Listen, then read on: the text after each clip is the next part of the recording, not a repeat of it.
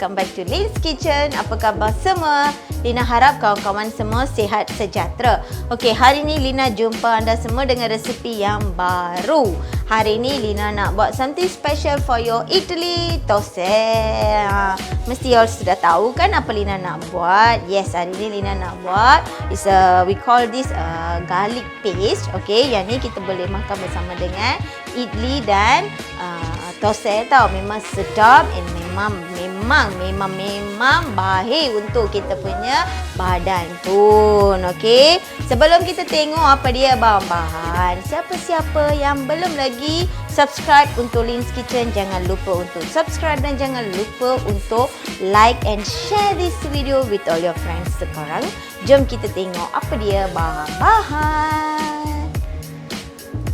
Okey, yang ini 3 labu bawang putih. Okey, Lina dah keluarkan satu-satu ya bawang putih ni. So memang yang ni bawang putih paste ni kan. Memang kita nak masukkan bawang putih yang lebih. Okey, and then garam lebih kurang 1 tablespoon. And then di sini Lina ambil cili kering. Okey, cili kering yang ni pedas punya tau. Alik basuh 2 sahaja. And then yang ini cili roast. Okey, cili kering roast ni yang besar punya untuk dapatkan paste. Okey, and then Lina nak masukkan minyak bijan. Okey, minyak bijan ni dalam bahasa Inggeris kita call dia gingelly oil. Okey, memang untuk tumis bawang putih ni kan. Kita kena masukkan lebihan minyak bijan. Okey, sekarang kita boleh kisar dulu.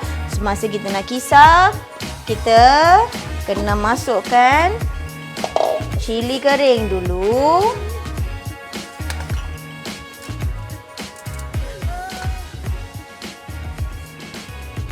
Dan bawang putih. Okey, bawang putih ni kita kena kisar bersama dengan dia punya kulit ya. Jangan asingkan kulit, jangan kupas kulit. Kita kena kisar bersama dia punya kulit. Kulit lagi berkhasiat. Okey, masa kita nak kisar jangan masukkan air. Okey. Jangan masukkan air. Masukkan sekali garam ya.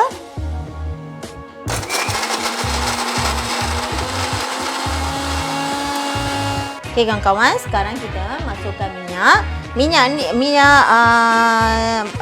bijan ni kan anggaran lebih kurang setengah cawan tau. Memang untuk tumis yang ni kita kena masukkan minyak yang lebihan. Jangan try to add this gingelly oil lah. Gingelly oil ni memang sangat baik untuk kita punya kesihatan.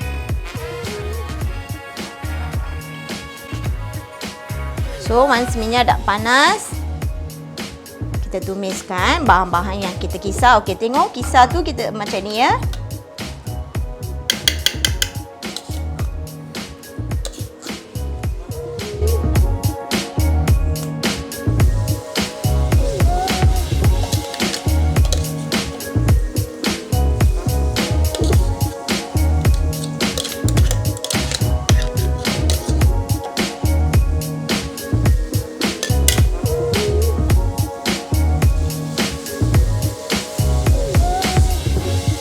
Okey, kita kena tumis dia dalam minyak lebih kurang 10 minit tau. Keep on stirring. And then pakai non-stick pan ya. Memang orang tua-tua suka makan yang ni.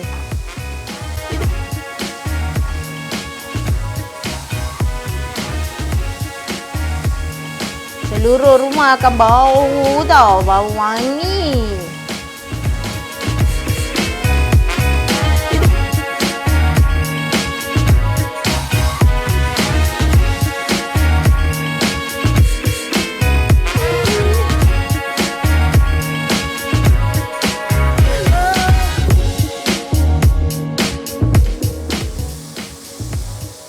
Okay, make sure you letakkan api yang rendah ya.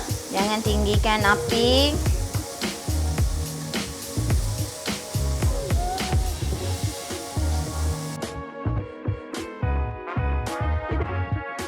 Okey kawan-kawan, bila dia jadi macam ni golden brown, sekarang kita boleh tutupkan api.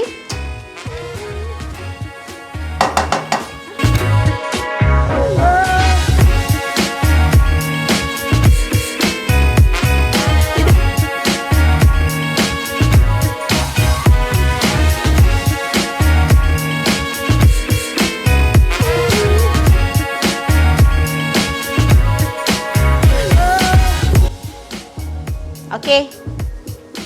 Begitu je lah cara-cara untuk tumis bawang putih ni. Makan bersama dengan thosai ke idli dah ready. Okey, memang kita, dia akan ada minyak yang lebih macam ni tau. So, jangan buang, jangan takut. Okey.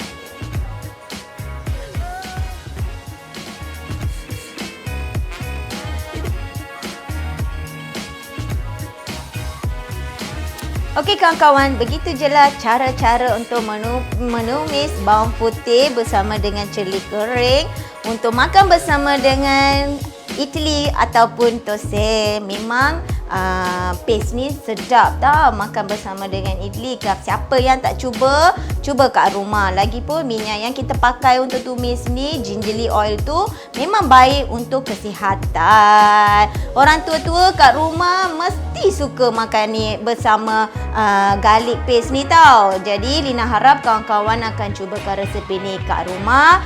Jangan tak cuba. Nak dapatkan resepi, nak tahu resepi untuk buat idli yang fluffy, jangan lupa untuk klik link di atas sini untuk dapatkan resepi macam mana kita nak buat idli juga. So Lina jumpa anda semua besok dengan resepi yang baru. Selamat mencuba. Bye-bye.